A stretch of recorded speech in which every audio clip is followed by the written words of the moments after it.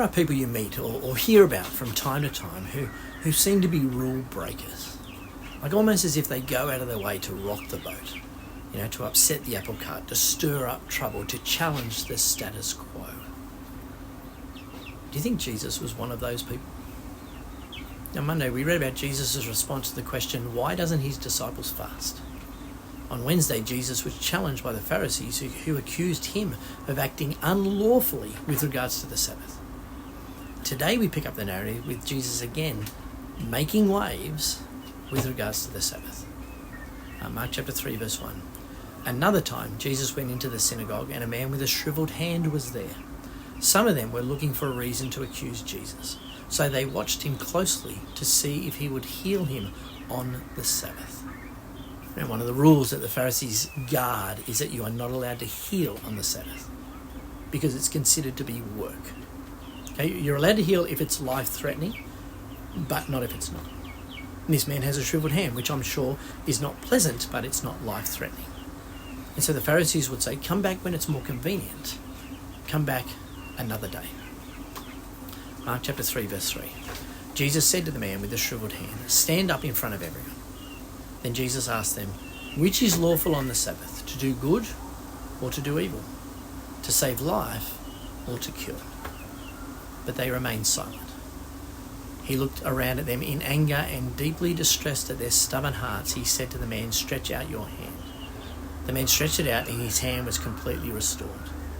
Then the Pharisees went out and began to plot with the Herodians how they might kill Jesus. Now it's interesting to picture the mood of the room. Okay, the Pharisees are looking to trap Jesus. Okay, they didn't like that he ate with sinners. They had a big problem with him picking grain, and now in the synagogue Jesus has flaunted the Sabbath law. Okay, there is a sense where Jesus has just thrown down the gauntlet. He's completely rejected the teaching of the Pharisees and once again declared that he is Lord of the Sabbath. Okay, it's he that determines what is acceptable and unacceptable. Their response, in arrangement with the Herodians, who are the political leaders, is to kill Jesus. Now that seems like an overreaction, don't you think? But the irony, of course, is that Jesus asks, which is lawful on the Sabbath, to do good or to do evil, to save life or to kill? The religious leaders who claim to be upholders of the law, through their action declare that it's lawful to kill on the Sabbath. You're not allowed to heal, you're not allowed to pick grain, but you are allowed to start plotting somebody's death. Now, it's easy for us, of course, to read this passage and scoff, but it's worth considering how quickly we make rules to suit our personal agendas, our personal beliefs, to justify our sinful actions so that we feel better about ourselves. Now, one of the greatest challenges of belonging to a church is showing grace and forgiveness to our brothers and sisters in the Lord when our temptation is to make a rule.